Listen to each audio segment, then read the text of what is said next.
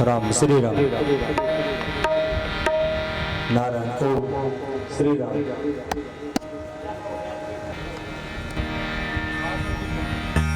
राम श्री राम।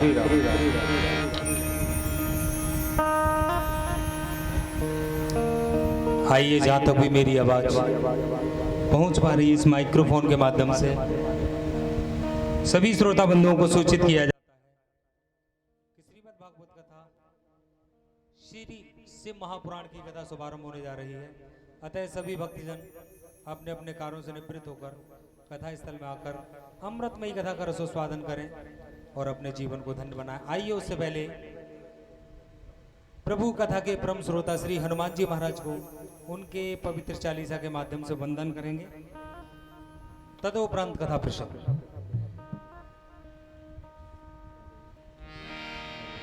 राम श्री राम।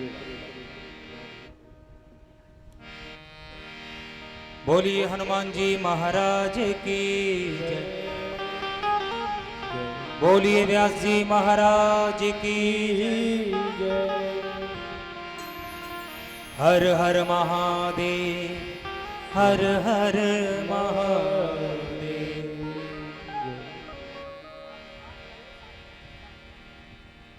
तेरे नाम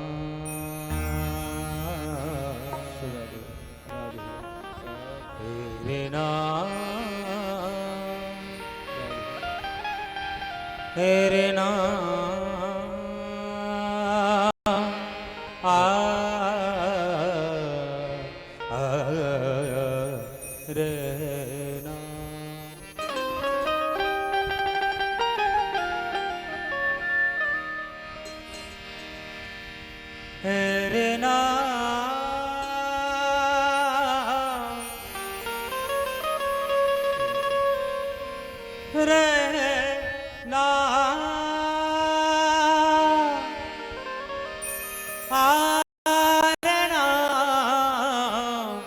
तेरे नाम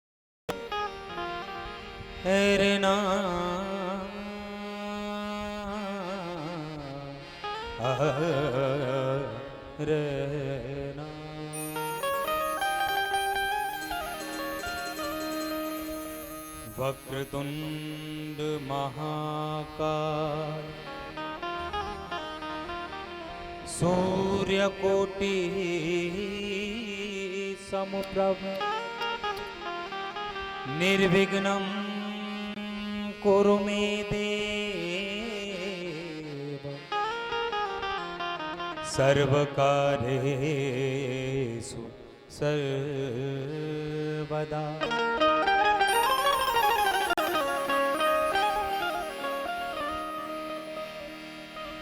राम नाम जाने जो रमता सकल जहां, घट घट में जो रम रहा उसे राम उसे राम पहचान।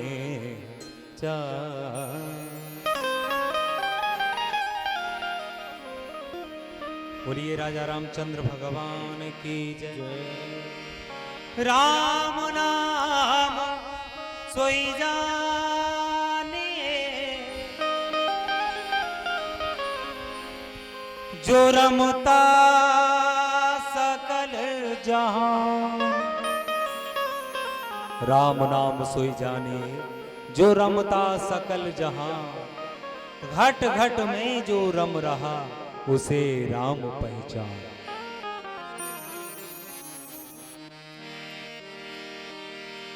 लाल दे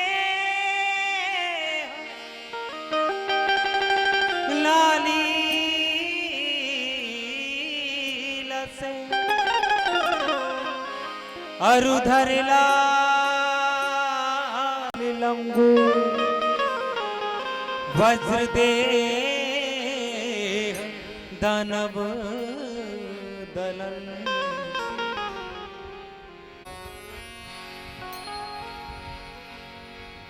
श्री शिव शंकर भगवान की है आरती,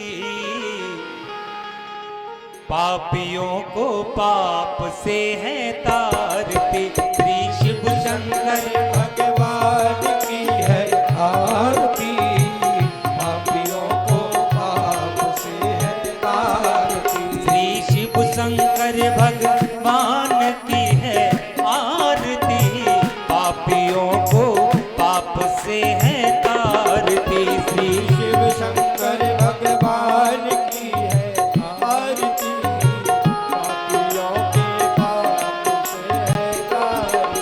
ये महादेव देवों के देव, ये सबसे देव निराला, डमरू को बजाने वाला। ये महादेव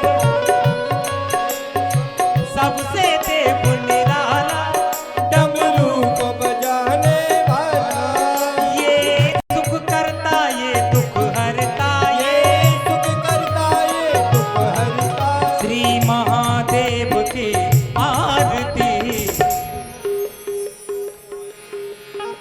पापियों को पाप से शिव शंकर भगवान की आरती, पापियों को पाप से है तारती। ये महाकाल बालों के काल, ये महाकाल कालों के काल, ये मान सरोवर वाले, ये मान सरोवर वाले हैं भक्तों के रखवाले। ये महाकाल कालों के काल, ये मान सरोवर वाले भक्तों के हैं रखवाले। कर चरणों में धूल, कर में त्रिशूल चरणों, श्री विश्वनाथ की आरती, पापियों को पाप से है तारती। श्री शिव शंकर भगवान पाप से है तारती। ये बर्फानी ये उगड़दानी, पर्वत पे डाले डेरा, है नाग गले में डाले। ये बर्फानी ये उगड़दानी, पर्वत पे डाले डेरा, है नाग गले में डाले। शिव भंडारी शिव करतारी, शिव भंडारी शिव करतारी, श्री नीलकंठ की आरती, पापियों पाप से है तारती। श्री शिव शंकर भगवान की है आरती, पापियों को पाप से है तारती। श्री शिव शंकर, श्री शिव शंकर भगवान की है आरती, पापियों को पाप से है तारती। श्री शिव शंकर भगवान की है आरती, पापियों को पाप से है तारती। श्री शिव शंकर भगवान की है आरती, पापियों को पाप से है तारती, पापियों को पाप से है तारती, पापियों को पाप से है तारती। दिव्य और भव्य पुराण। हे हे सूत महाप्राज्ञा, सर्वज्ञा सिद्धिवान्विता प्रभो, आख्याहि मे कथा सारं पुराणानां विशेषतः। सूत जी के आगे शौनकादि ऋषियों की मंडली लगी है और ऋषि एक ही बात पूछ रहे हैं, प्रभु ये संसार काल रूपी सर्प है और काल रूपी सर्प में सृष्टि के उत्पन्न होने से लेकर अब तक लोग समाते जा रहे हैं, लेकिन इस काल रूपी सर्प का पेट नहीं भर रहा, और काल रूपी सर्प अभी लोगों को डसने के लिए और तैयार बैठा है। अब तो कलयुग है, तो और जल्दी जल्दी लोगों की उम्र कम हो रही है। बचपन से डायबिटिक हो जाता है आदमी, थायराइड का पेशेंट हो जाता है, किडनी फेल हो जाती है। तो प्रभु, व्यक्ति अपने कर्मानुसार जो दुस्सह कर्म कर रहा है, उससे उसका तारण तरण कैसे होगा? कोई अच्छी कथा ऐसी हमें सुनाएं जिससे उस व्यक्ति का तारण तरण हो सके, वह व्यक्ति कल्याण की प्राप्ति कर सके। तो सूत भगवान बोले, शौनको, विप्रो, जीव अपने कर्म के अनुसार इस संसार चक्र में आता है और भोगों को पूर्ण रूप से भोगता है। और भोग व्यक्ति को ही भोगना है, उसके भोग में कोई साझेदारी नहीं कर सकता, कोई साझेदारी नहीं कर सकता। कहा, एतस्माद् परम किंचित पुराण क्षयवतो मुने, न विद्यते मनः शुद्धै कलेजानां विशेषतः। विशेष रूप से इस कलयुग में व्यक्ति समझता है कि हम पुण्य कर रहे हैं, लेकिन पुण्य करते करते वो पाप की प्राप्ति करता है। तो इस कलिकाल को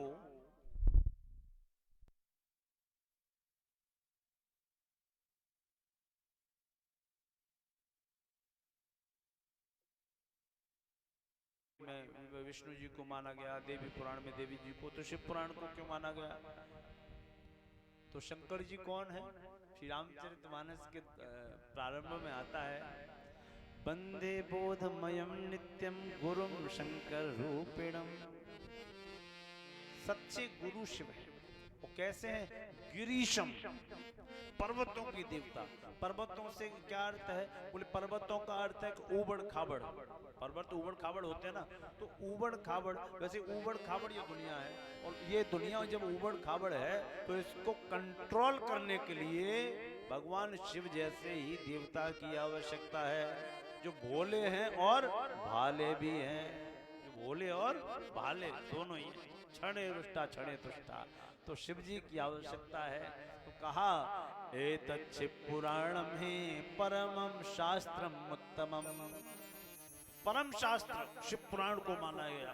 बोले इतना माना गया, इसको इतना माना गया कि इस पुराण को जो व्यक्ति आदर सहित कहने वाले की तो बात छोड़ दो, जो आदर सहित सुनता है, पूर्ण मनोभाव से सुनता है, या पाठ करना जानता हो तो पाठ करता है, उस व्यक्ति के चरणों की धूल को ब्रह्म के समान समझना चाहिए। ऐसा शिव पुराण के अंतर्गत आया। सुनना तो छोड़ दो, सुनाना तो छोड़ दो, सुनने वालों की चरणों की धूल के समान, चरणों उसकी धूल ब्रह्म के समान मानी गई, ऐसा बताया। तो शिव पुराण सुनने की महिमा है, ये कहने और पाठ करने की तो आप बात ही छोड़ दें। तो कहा कि जो लोग एक मुहूर्त, उससे भी आधा, उससे भी आधा और उससे भी आधा अगर शिव पुराण को देते हैं, वो व्यक्ति कभी रौरव नरक में नहीं पड़ते। शिव महापुराण का ये दिव्य भव्य प्रभाव, शिव महापुराण का प्रभाव। एको अजगर स्यादै पिबन्ने वाव्रतम पुमान्, शंभो कथामृतं कुर्यात् कुलमेवा जरामरा। कहने का भाव, अमृत पान अगर करने को मिल जाए, से इंद्र अमृत दे तो उससे तो आपका कल्याण होगा, लेकिन शिव पुराण सुनने के बाद आपकी 21 पीढ़ियों का कल्याण होगा। यह शिव पुराण की महिमा है। बोलिए शंकर भगवान की जय। शिव पुराण में 24,000 श्लोक है, भागवत जी में 18,000 है, शिव पुराण में 24,000 श्लोक, वो भी छोटा किया गया इसको। पहले समस्त शास्त्रों को, पुराणों को, ग्रंथों को, वेदों को एकत्रित किया गया और शिव जी ने जब उनको प्रतिपादित किया, उनको लिखा, तो 1 करोड़ से अधिक श्लोक मंत्र थे। फिर और छोटा किया गया, फिर लाखों के हिसाब से बचे। फिर इनको बांटा गया, ये पद्म पुराण, ये लिंग पुराण, ये शिव पुराण, ये देवी भागवत, ये श्रीमद् भागवत महापुराण। फिर उसमें श्लोकों की संख्या कम हुई, तो इसमें फिर 24,000 श्लोक बचे। ऐसा दिव्य या भव्य शिव पुराण। और कहा कि शिव पुराण, अभी क्या बताया था, सुनने वाले को, उसके दर्शन को अगर कोई कर ले, उसके चरणों की धूल भी कोई कर ले तो उसके चरणों की धूल को ब्रह्म के समान समझना चाहिए। और ये भी ना कर पाए, इसको भी हटाओ, तो क्या करे, केवल शिव पुराण पर गंधाक्षत पुष्प से भगवान शिव का केवल पंचाक्षरीय मंत्र बोल के, ओम नमः शिवाय यह बोल के, उस पर बिलपत्र गंधाक्षत पुष्प अर्पित करके मस्तक रख के प्रणाम कर लेता है। उसका वंदन करना भी भगवान शिव के वंदन स्वरूप माना गया। ऐसा ये दिव्य पुराण है, इसको हम नमस्कार करते हैं। इतनी शिव पुराण की महिमा। बोले हाँ, तो हम कैसे विश्वास करें, कोई उदाहरण देंगे आप? तो कहा बिल्कुल, एक प्राचीन कथा सुनाता हूं। अत्रैवो दहारांतिम इतिहासमम पुरातनम यस्यै श्रवण मात्रेण पापहानिर्भवत्यलम। कहा अत्रै देहांतरम, मैं अत्यंत प्राचीन इतिहास कहता हूं, उसको आप सुनो। क्या इतिहास है? एक पहले की बात है, पुराने समय के किरात नगर में एक ब्राह्मण रहता था, जो अज्ञानी था, मूर्ख था, दुष्ट था, मदिरापान करता था और अपना कर्म नहीं, वेद वेदांग की शिक्षा न लेता था न देता था। तो क्या करता था, बोले केवल रस बेच के काम चलाता था, रस बेचता था। दूसरा उसका काम क्या था कि जो उस पे विश्वास करे उसी की ठगई करता था। कहते ना, विश्वासघात करना। जो व्यक्ति, इस कथा से समझ में आएगा कि जो जीव किसी के साथ विश्वासघात करता है उसकी अधोगति होती है, अधोगति को प्राप्त होता है। अच्छा हाँ, तो रस बेचता था, अपने ही लोगों को ठगता था और ब्राह्मण, क्षत्रिय, वैश्य, शूद्र जो भी उसका परिचित होता था, उसका कोई पूजनीय भी होता था, उससे भी वो झूठ बोलने से बाज नहीं आता था, ठगाई करने से बाज नहीं आता था। किलो का 900 ग्राम तौलता था, खेतों में जाके मेढ़े काटा करता था और ब्याज का नंबर आए तो सबसे बड़ी ब्याज भी लेता था। इतना बड़ा दुष्ट था, इतना बड़ा दुष्ट। एक दिन की बात है, क्या, वैश्याम शोभावती नाम दृष्ट्वा तत्र तिन्वितम्। एक दिन उसकी दृष्टि एक शोभावती नाम की वैश्या पे पड़ गई। और वैश्या श्रृंगार भूत थी, श्रृंगार करके बैठती थी। तो श्रृंगार भूत वैश्या जब दिख गई उसको, तो उसका मन उस पे आ गया। मन बकरा है, इच्छा है मृग मरीचिका, कभी न पूरी होए, पूरी होती ये लगे पर पूरी ना होए। तो उसका मन उस पे आ गया और उसने विवाह का प्रस्ताव उसके सामने रखा। वैश्या ने कहा कि एक ब्राह्मण का घर मिल रहा है मुझको, चोर सही लेकिन नाम ठप्पा तो ब्राह्मण का लगा हुआ है, हमारा क्या जाएगा। वैश्या उसके साथ रहने लगी। विवाह नहीं हुआ लेकिन रहने लगे। घर पे ये बात पता चली। जब घर पे ये बात पता चली तो घर वालों ने कलह की, भाई खानदानी लोग तो परेशान होंगे ना कि तुम वैश्या को रखते हो, गांव में बदनामी हो रही है, लोग हमारे बारे में न जाने क्या क्या कह रहे हैं। तो वैश्या को उसने ये बात बताई। वैश्या ने कहा अच्छा, एक कमाई का साधन मिला, ये भी चला जाएगा। तो वैश्या ने मदिरा पिला के उसको मस्त कर दिया खूब पहले तो, और कान भराई शुरू कर दी। तो ये अपने घर गया और इसने सोते हुए समय माता पिता भाई बच्चे सबका वध कर दिया। पहले से दुष्टता और इसके दिमाग पे छा गई। अब जब घर में कोई नहीं दिखा, एक दिन मन में इतना उद्वेग कि मैंने सब कुछ खत्म कर दिया। कभी कभी व्यक्ति को होश आता है, मैंने बहुत कुछ खत्म कर दिया। 9 लोगों पे कभी भरोसा नहीं करना चाहिए। गिना दें, बुरा तो नहीं मानोगे? अब मान जाओ तो क्या कर सकते हैं, गिनाने तो है ना। बंदर बागी बौनिया, एक तो बंदर पे कभी भरोसा मत करना, कब पलट के बाहर कर दे भरोसा नहीं। बागी माने आतंकवादी, और बोलने व्यक्ति पे बटन बोट बेसील। और वोटर जो पैसे से खरीदा जाता है, वो वोटर आपको ही वोट देगा, इसकी गारंटी नहीं है, क्योंकि आप जैसे न जाने कितने लोगों से वो पैसा ले चुका है। और जो दुष्ट प्रवृत्ति का व्यक्ति होता है, जिसके अंदर शील नहीं होता, वो समाज में कभी भी आपका अपमान कर सकता है, उस पर भी कभी भरोसा नहीं करना चाहिए। तो कहा बंदर बागी बौनिया बटन बोट बेसील, ये नो होय न अपने वैश्या वैद्य बकी। वैश्या पे भी नहीं, और जो डॉक्टर है उस पे भी थोड़ा सा कम करना चाहिए।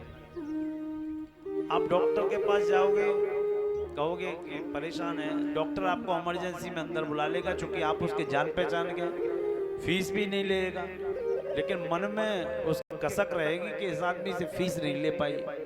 मेडिकल का पर्चा बनाएगा और कहेगा उस मेडिकल से ही दवा लेना, वहीं ये दवा मिलेगी, वहीं ये साल्ट मिलेगा। तो क्या बोले उस मेडिकल वाले से? उस मेडिकल वाले से कह देना कि डॉक्टर साहब हमारे बड़े भैया हैं। तो पर्चा लेके मेडिकल पे पहुंचे और कहा कि अमुक अमुक डॉक्टर साहब हमारे बड़े भाई हैं, तो आप ये दवा दे दो हमें। तो बड़े भाई न बताते तो कमीशन थोड़ा कम कटता, बता दिया तो 200 रुपए उसने वहीं अपनी फीस निकाल ली। ऐसे ही वकील का काम, स्टाम्प लेना है तो अमुक आदमी से लेना। अब पैसा हमें पैसे की बात थोड़ी है, हम तुम्हारे भाई हो, कह देना वकील साहब हमारे भाई हैं, तो वहाँ स्टाम्प मेंडर ने पूरा पैसा निकाल लिया। तो भरोसा इन लोगों पे नहीं करना चाहिए, ऐसा श्रुति कहती है, ऐसा नीति कहती है। उस पे भरोसा किया। समय आया, एक दिन की बात, चूंकि समय पलटता जरूर है, जीवन में समय का इंतजार जरूर करना चाहिए। समय ने पलटा मारा, थोड़ी सी बुद्धि परिवर्तित हुई। वहां से वो एक दिन घूमता घामता देवयोग से झूसी प्रयाग में पहुंचा। और प्रयाग में जब पहुंचा तो वहां उसने एक शिवालय देखा, शिव जी का दिव्य भव्य मंदिर देखा। बहुत से साधु महात्मा वहां बैठे प्रवचन कर रहे थे, शिव पुराण की कथा सुन रहे थे। देवराज उस शिवालय में प्रवेश कर गया और मति पता नहीं कैसे बदल गई, उसने शिव जी को कर लिया। और वहां उसे बहुत जोर से बुखार आया, बहुत जोर से बुखार आया। और लोगों ने उसकी व्यवस्था की, नहीं बनी व्यवस्था, भाइयों का असर नहीं हुआ। देवराज समासंते ज्वरे बड़ा पीड़िते मृतः। 1 महीने में बुखार से वह तिल मिलाने लगा। जिस व्यक्ति को 1 महीने बुखार आए लगातार कड़कता हुआ, तो उस व्यक्ति की हालत क्या होगी? तड़पने लगा, किस बुखार से मेरी रक्षा कैसे हो? नहीं हो पाई। अंत काल में मृत्यु को प्राप्त हुआ और यमराज के दूत वहां आ गए।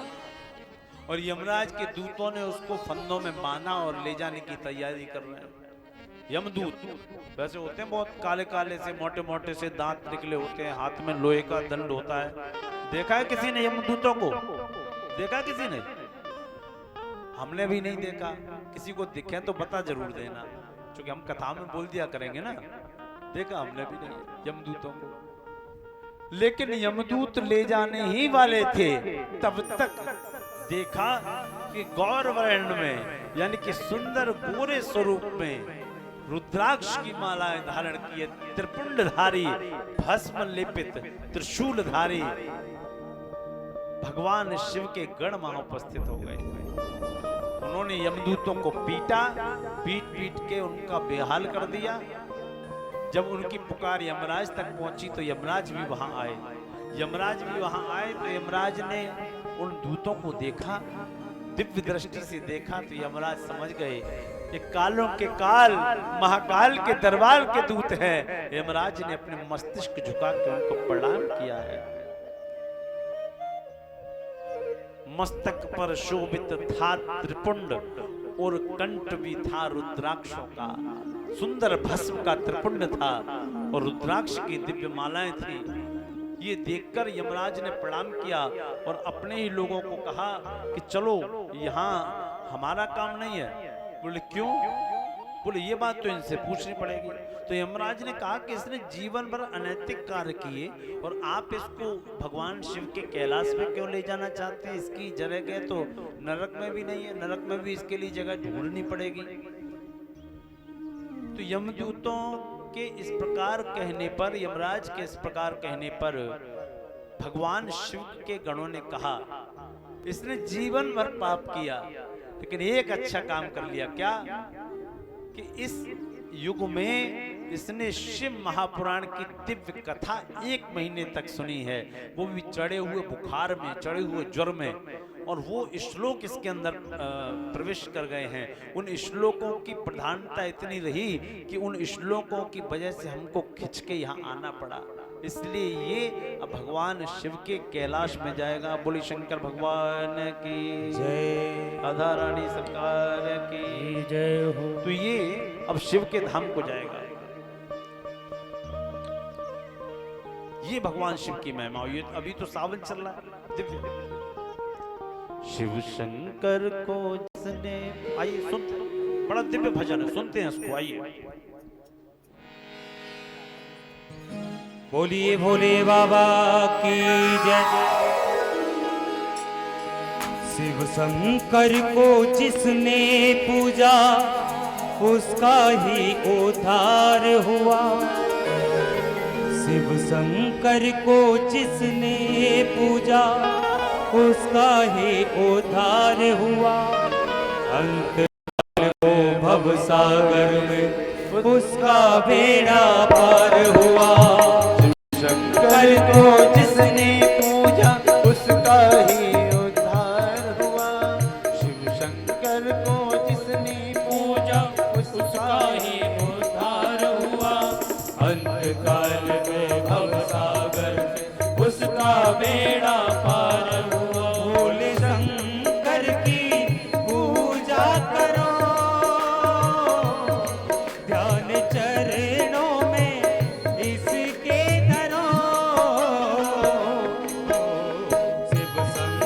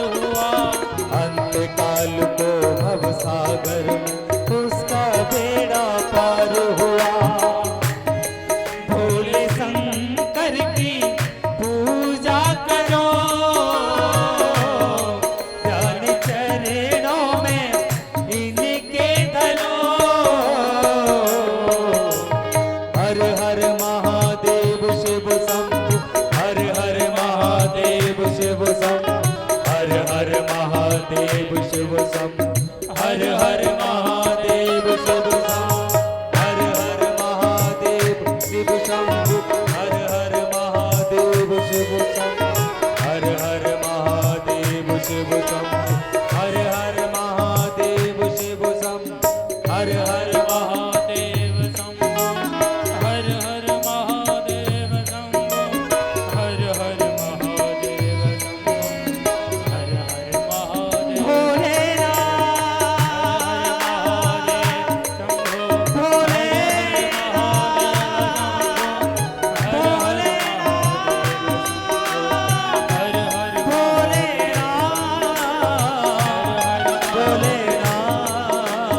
हर हर महादेव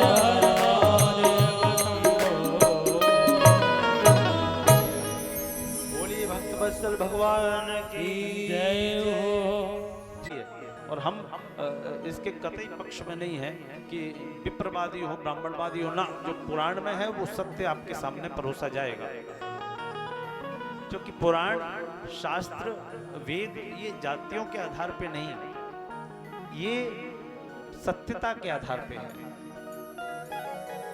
ब्राह्मण ब्राह्मण होता है, इसमें कोई दो राय नहीं। नीम नीम होता है और पीपल पीपल होता है। पीपल नीम नहीं हो सकता, नीम पीपल नहीं हो सकता, लेकिन उसका मुख्य कर्म क्या है, उसका मुख्य धर्म क्या है वो सुनो। कहा कि जो ब्राह्मण नित्य उठ के वो दुर्गा सप्तशती का पाठ करे न करे कोई बात नहीं, वो और कोई काम करे न करे कोई बात नहीं, लेकिन उस ब्राह्मण को संध्या अवश्य करनी चाहिए। संध्या की एक 15 मिनट की क्रिया होती है। सूर्य अगमर्षण है, सूर्य उपस्थान है, सूर्य अर्घ है और गायत्री। सूर्य साधना ही गायत्री साधना है और गायत्री साधना ही सूर्य साधना है। पूज्यपाद श्री भक्तमाली जी महाराज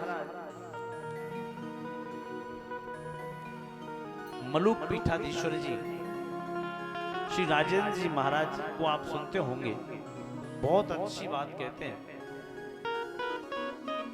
वो कहते हैं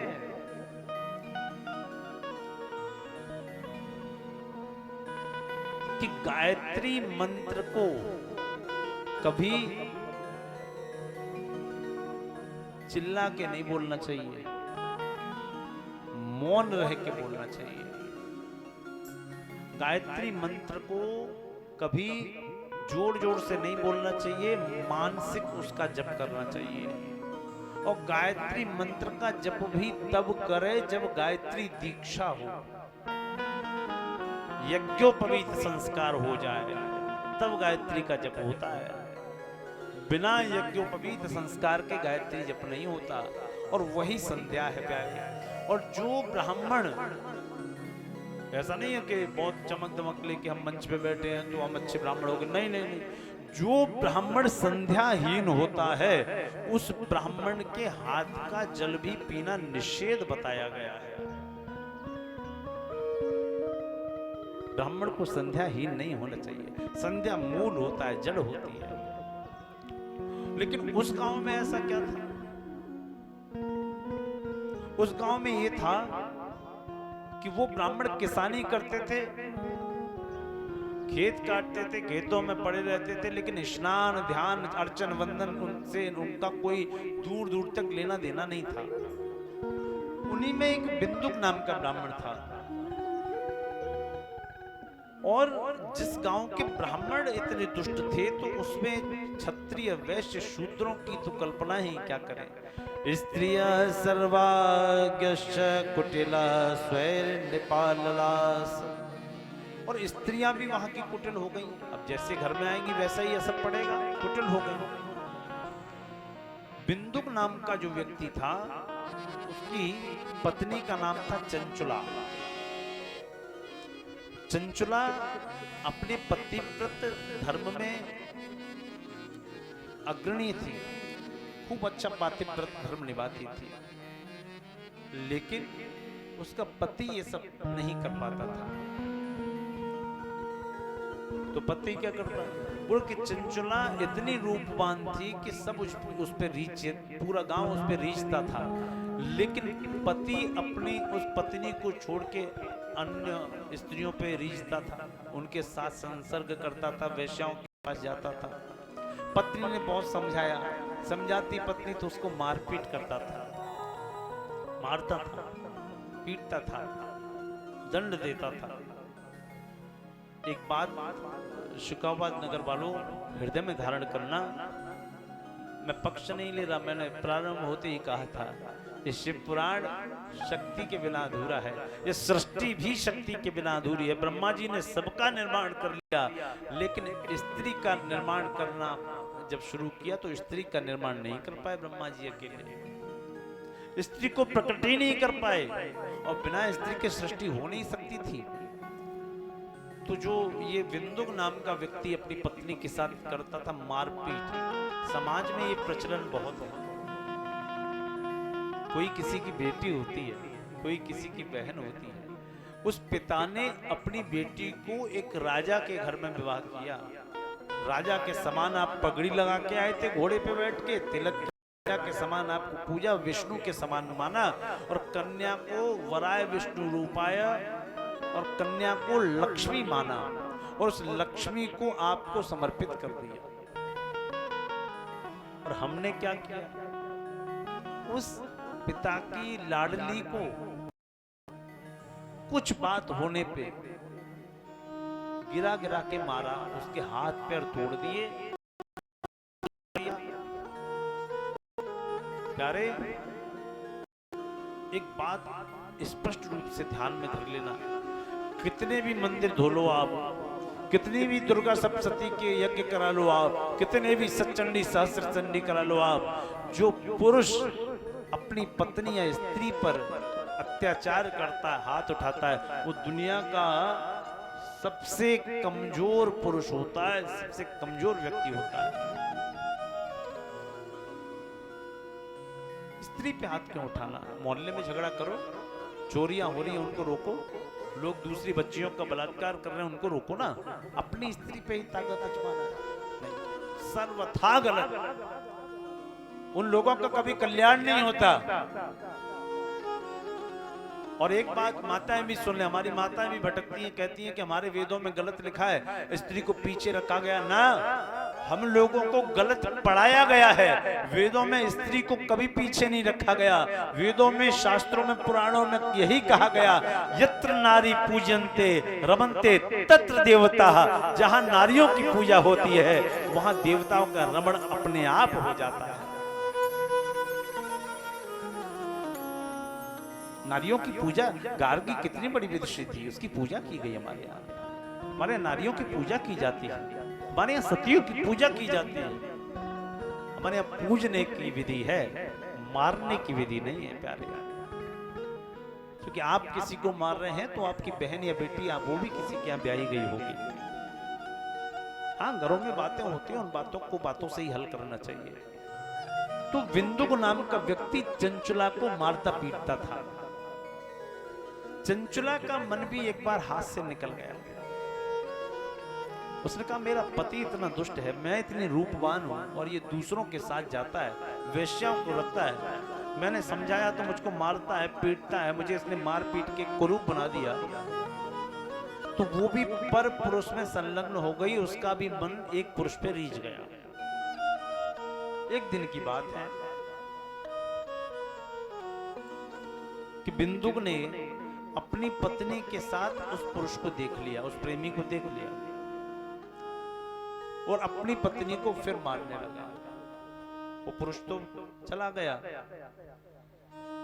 बिंदुक ने कहा, कितनी दुष्टा हो गई कि मेरे होते हुए तू पर पुरुष पे रीझ गई, उसको अपने साथ लेके आ गई घर में। तो बोली कि मुझसे आप ये बात कह रहे हैं, ये बात अपने ऊपर लागू करो। मैं रूपवान हूं, आपसे कई गुना सुंदर रूप है मेरा, ऐसा पूरा गांव कहता है। अपने पिता की लाडली थी मैं, अपने पति को ईश्वर मान के इस घर में आई थी, और मेरे पति ने क्या किया? बोले, मेरे पति ने भी किसी और को अपने साथ रखा, वैश्याओं को अपने साथ रखा, वैश्यागामी हो गया, तो मेरा भी तो मन ही था ना, और मन कभी अपने वश में नहीं होता, मेरा भी तो मन फिसल गया। अब बिंदु को उसको समझाने की जगह और अपने रास्ते को बदलने की जगह उसके दिमाग में क्या खुरापाते आई, ये सुनो आप। बिंदु नाम का वो ब्राह्मण अपनी पत्नी से बोला, अथ विप्र सकृत बुद्धो बिंदुगो वृषलीपते काले निधन प्राप्तो जगाम नरकम खलः। बिंदुक ने कहा एक काम हो सकता है, वैसे भी मैं पूरे दिन फालतू का पड़ा रहता हूं, मेरी पत्नी दूसरे पुरुष के रंग में रंग ही गई है, तो उसने अपनी पत्नी को बुलाया, बहला फुसला के शांत किया, और बहला फुसला के शांत किया, फिर अपनी पत्नी को समझाया कि देखो हमारी आदत अब छूटने वाली है नहीं, हम जैसे वैसे रहेंगे, और तुम्हारा भी प्रेम उस व्यक्ति से हो गया है, अब तुम एक काम करो, तुम यही व्यापार कर लो, देह व्यापार कर लो, तुम भी अपने यौवन का आनंद उठाओ और धन कमाओ, और धन मुझे दो तो मैं भी अपने जीवन का आनंद उठाऊंगा। वो चंचला नाम की सती एक वैश्या बन गई, वैश्या बन गई, उसने भी विचार नहीं किया, वो प्रेमी के साथ नहीं, फिर तो उसने अपना देह व्यापार ही शुरू कर दिया। तो लोगों ने उसके प्रति अपना आभार व्यक्त भी किया कि चलो तुम अब सही मार्ग पे आई हो, तो चलो तीर्थ में चलते हैं। तीर्थराज प्रयाग में पहुंचे, वहां शिव पुराण की दिव्य भव्य कथा हो रही थी। श्री शिव महापुराण की कथा को ब्राह्मण देवता वाचन कर रहे थे, वो सुनने लगी। सुपत्नी चंचुला नामा नित्यं सुधर्मणि। शिव महापुराण की कथा सुनने लगे। योषिताम्रजार सक्ता नाम नरके यम किंकिरा संतप्त लोह परिगम क्षिप्यन्ति स्म मंदिरा, क्षिप्यन्ति स्म मंदिरा। एक उस कथा में बिंदु आया, वो चंचुला के कान में पड़ गया, और उस बिंदु ने, उस शब्द ने चंचुला को चैन से नहीं बैठने दिया। उस बिंदु में क्या था? उस बिंदु में ये था कि जो स्त्री पर पुरुष के साथ रतिक्रिया करती है, अपना शरीर साझा करती है, या पर पुरुष पर स्त्री के साथ रतिक्रिया करता है या शरीर साझा करता है, उसको यमदूत नरक में ले जाके, अगर स्त्री करती है तो लोहे के पुरुष से उसका, लोहे के पुरुष को गर्म करते हैं, उसको लाल करते हैं, फिर स्त्री को उससे समागम कराते हैं, और जब वो दूर हटने की कोशिश करती है तो उसके लज्जा स्थानों पर गरम गरम शूल लगाते हैं ताकि वो और जले। और यही पुरुष के साथ होता है, पुरुष को भी एक लोहे की जलती तपती स्त्री को दिया जाता है। यमराज के दूत उसमें शूल घुसेड़ने लगते हैं, फिर वो चीखती है, चिल्लाती है। ये कथा के बिंदु, ये कथा की पंक्तियां उसके कान में पड़ गईं, और कान में पड़ते ही उसको चेत आया, हाय विधाता, ये मैंने क्या किया। कथा समाप्तो सा नारी निर्गत सुजनेषु च भीता हरहिसितं प्राह शैवं संवाचकं दुजे। कथा समाप्त वो बातें, जब कथा समाप्त हुई, विश्राम हुई, तो वो चंचुला उन ब्राह्मण देवता के चरणों में गिर पड़ी। बोले व्यास जी महाराज एक निवेदन करते हैं, क्या? मैंने अपना जीवन बर्बाद कर दिया थोड़े से क्षणिक आनंद के लिए। क्यों, क्या हुआ बताओ तो सही। कैसे बताओ, लज्जा की बात है।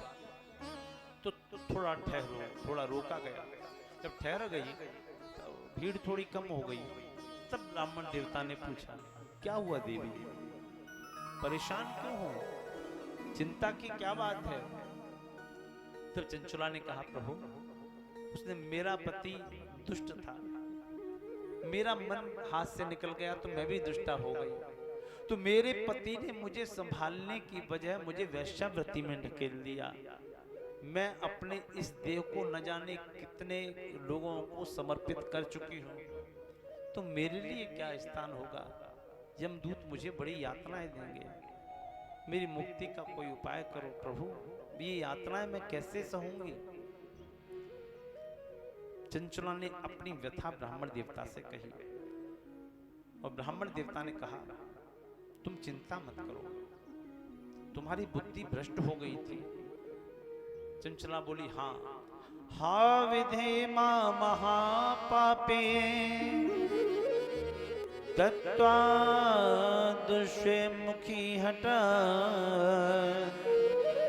अपैति यत स्वधर्मादे सर्व सौख्य करा दहो। सारे सुखों को छोड़कर मैं वेश्यावृत्ति में पड़ गई। मैंने अपना जीवन नष्ट कर लिया। सारे जीवन पाप की कमाई की, पाप को अपने बैंक में रखा मैंने। प्रभु कोई उपाय बता दो, कोई मुक्ति का थोड़ा सा उपाय बता दो, थोड़ा सूक्ष्म तो कोई उपाय होगा जिसको मैं कर सकूं, बहुत बड़ा नहीं कर सकती। तो ब्राह्मण देवता ने कहा, सबसे पहले मन को स्थिर करो, सांसों पे विजय प्राप्त करो, आसन को जीतो और भगवान शिव में लगन लगाओ। बोलो ये तो मैं कर लूंगी, क्योंकि मैंने जान लिया है शिव तत्व को, ये तो मैं कर लूंगी, लेकिन आप मेरे लिए क्या कर सकते हैं? क्या कोई उपकार कर सकते हैं मुझ पे प्रभु? तो ब्राह्मण देवता बोले, एक काम मैं कर सकता हूं। क्या? मैं तुम्हारी मुक्ति के लिए शिव पुराण की कथा तुम्हें फिर से सुना सकता हूं। शिव महापुराण तुम्हारे सामने फिर से प्रदर्शित कर सकता हूं।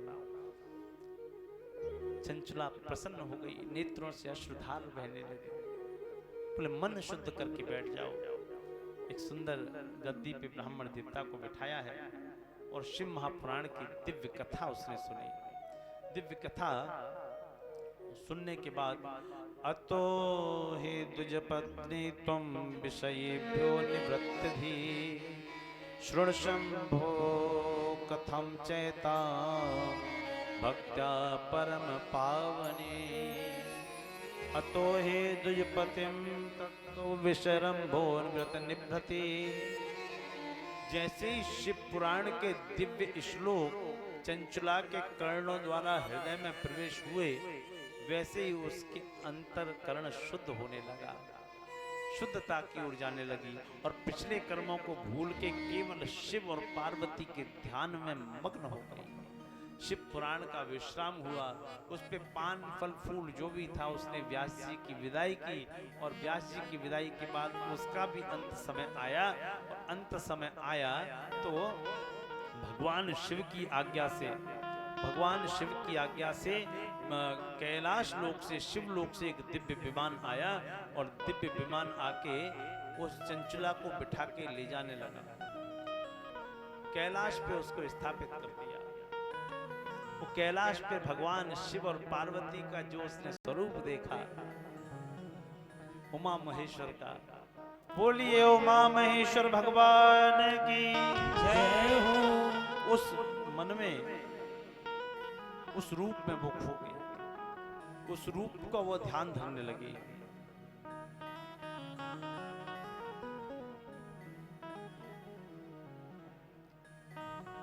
आप लोगों से एक निवेदन है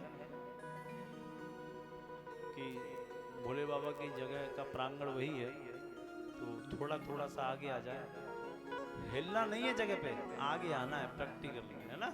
थोड़ा थोड़ा सा आ जाओ, बाकी और लोग जो आए आप लोग भी थोड़ा थोड़ा सा आगे आ जाए, कोई बात नहीं, जो भी व्यवस्थाएं हैं।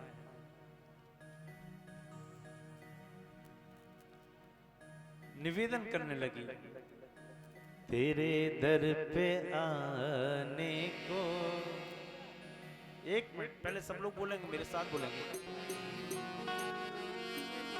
तेरे दर पे आने को जी चाहता है, तेरे दर पे आने को, तेरे दर पे आने को जी चाहता है। बोलो तेरे दर पे आने को जी चाहता है, जी चाहता है तुम्हें दिल लगाने को, तुम्हें दिल लगाने को जी चाहता है, तुम्हें दिल लगाने को जी चाहता। झूठते हुए तेरे दर पे आने को जी चाहता है, तेरे दर पे आने को जी चाहता है। हाँ तेरे दर पे आने, तेरे दर पे आने को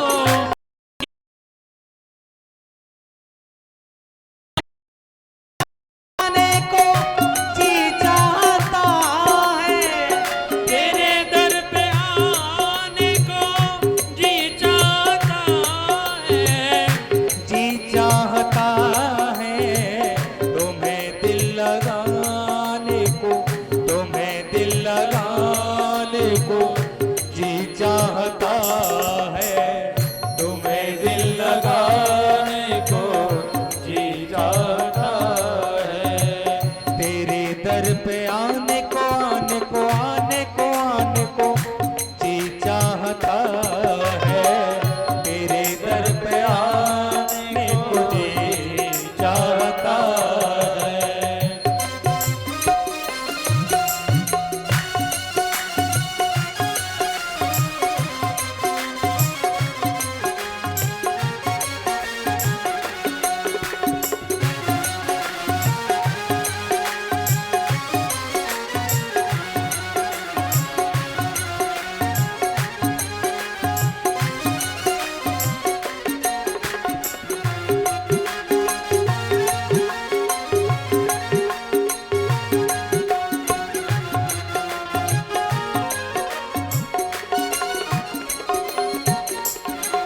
सुना सबके दुख गम मिटाते हो भोले, सुना सबके दुख दर्द मिटाते हो भोले, सुना सबके दुख गम मिटाते हो भोले, सुना सबके दुख दर्द मिटाते हो भोले, मिटाते हो भोले, सुना सबके दुख गम मिटाते हो भोले।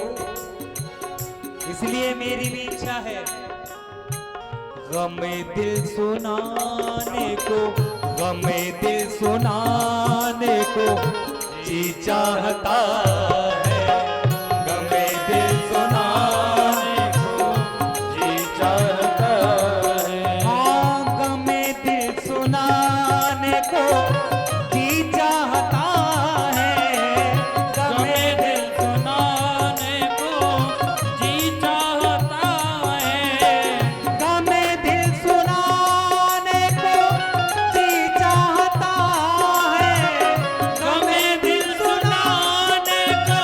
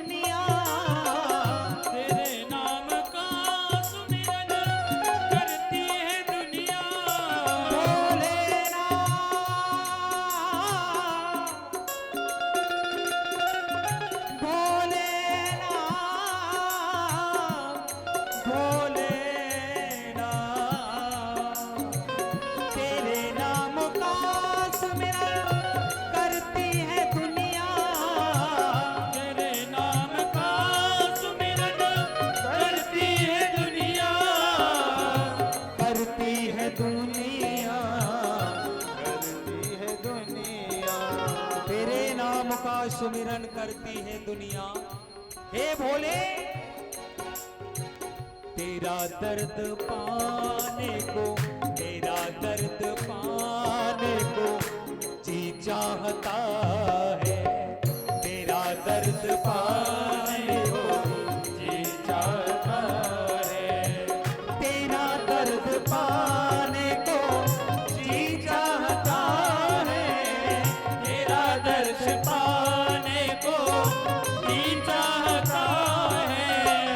तेरा दर्द पाने को जी चाहता है। ओ तेरा दर्द पाने को जी चाहता है। जी चाहता है। तुम्हें दिल लगाने को, तुम्हें दिल लगाने को जी चाहता है। तुम्हें दिल लगाने को जी चाहता है। तेरे दर पे आने को, आने को, आने को, आने को, आने को, आने को जी चाहता है। तेरे दर पे आने को जी चाहता है। हर हर महादेव। कौन बोले?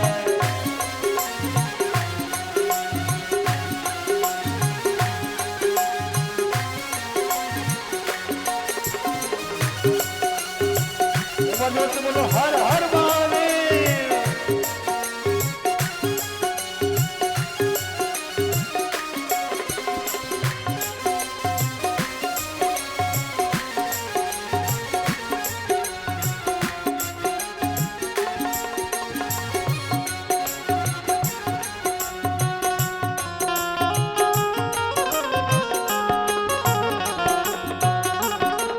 तेरे दर से खाली ना जाए सवाली।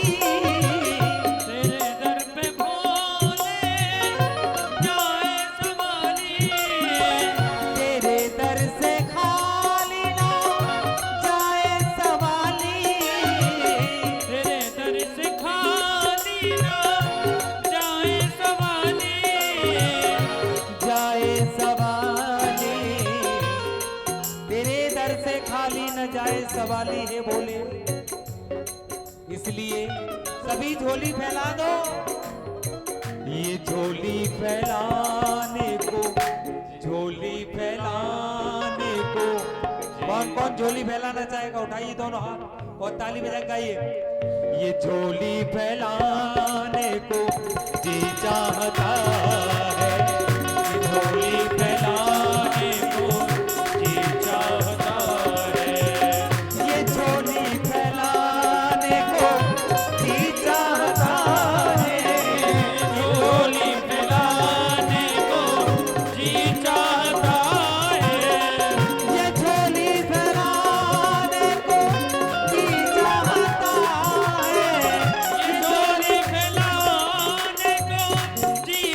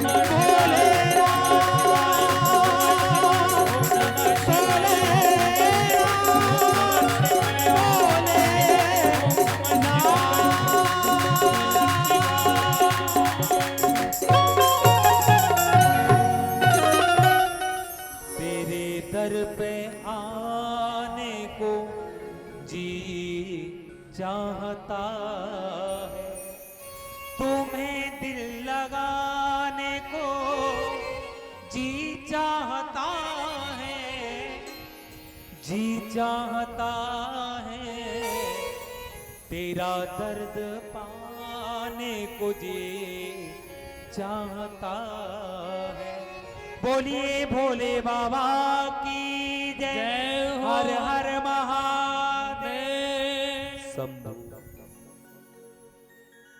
का चंचला की आंखें तिलमिला गई। भगवती पार्वती ने उसको उठाया कि इसने मेरे प्रियतम की कथा सुनी है और अपने हृदय से लगाया। थोड़ा समय बाद